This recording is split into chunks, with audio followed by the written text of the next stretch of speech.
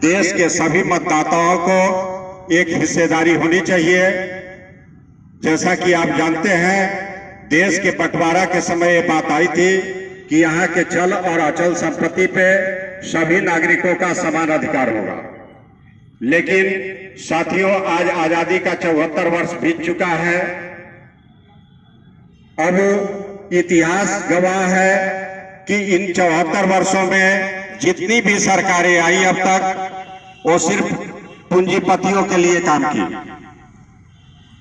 कारण कि इनको चुनाव के समय अरबों खरबों रुपए का डोनेशन उन्हीं पूंजीपति घराना से मिलता है और ये जनता को आज तक 74 वर्षों में सिर्फ बेवकूफ बनाने का काम किया। चुनाव के समय तरह तरह से प्रलोभन देते हैं और चुनाव जीतने के बाद ये उन्हीं के फायदे के लिए, अरबपतियों खरबपतियों के फायदे के लिए कानून बनाते हैं। तो साथियों, हम लोग 2005 में देश के पूरे सांसदों से मिले। उसके बाद उस समय कांग्रेस पार्टी की सरकार थी। कांग्रेस पार्टी के 37 सांसद साइन किए थे। विपक्ष में भारतीय जनता पार्टी थी, उसके लगभग 39 सांसद साइन किए थे। समाजवादी पार्टी के भी सिर्फ सुप्रीमो को छोड़कर उनके सारे सांसद साइन किए थे। इस तरह से पूरे देश के 137 सांसदों ने उस याचिका पे साइन किया था।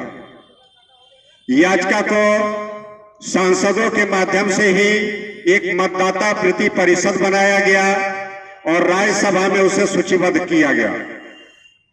उस समय राज्यसभा के सभापति माननीय हामिद अंसारी हुआ करते थे।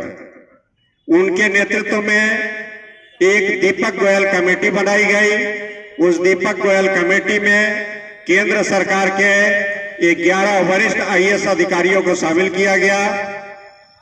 साथ ही साथ संविधान विशेषज्ञ डॉक्टर सुभाष कश्यप, देश के जाने माने अर्थशास्त्री श्री भरत झुनझुनवाला जी को शामिल किया गया। ये दीपक गोयल कमेटी लंबी जांच के बाद विगत 2 दिसंबर 2011 को याचिका के समर्थन में सिफारिश की और इसे मंजूरी दी कि देश की आमदनी में देश के मालिक वोटरों को हिस्सा दिया जा सकता है। तो साथियों, इस संबंध में आजाद भारत पार्टी यूनाइटेड आज वाराणसी लोकसभा की ओर से, यहाँ के आम नागरिकों की ओर से धरना के पश्चात अपराह्न 3 बजे जिलाधिकारी वाराणसी के माध्यम से इस संबंध में एक ज्ञापन सौंपने वाली है। तो साथियों, हम आपके लिए संघर्ष कर रहे हैं। हम विश्वास दिलाते हैं कि यदि आपका साथ रहा तो हम सड़क से संसद तक इस बात को पहुंचाने में कोई कमी नहीं करेंगे। साथियों, पूरे देश में आजाद भारत पार्टी और हमारे अनुषंगिक बहुत सी पॉलिटिकल पार्टियों ने इसी मुद्दे पे पूरे देश के अलग अलग कोने में आवाज उठाना शुरू कर दिया है कि देश के नागरिक जो वास्तव में देश के मालिक हैं, देश के भाग्य विधाता हैं, उन्हें देश की आमदनी में हिस्सा मिलना चाहिए। क्यों कि पढ़े लिखे का काम कंप्यूटर खा गया। कम पढ़े लिखे थे, आज मशीनीकरण आने के कारण, मशीन हो जाने के कारण ट्रैक्टर, बुलडोजर, जेसीबी मशीन जैसे उपकरण के माध्यम से जब काम हो रहा है तो कम पढ़े लिखे लोगों का काम आज मशीन खाता जा रहा है। लोगों को रोजगार कहां से मिलेगी? अब मांग यही उठता है कि देश के नागरिकों को देश की आमदनी में हिस्सा दिया जाए।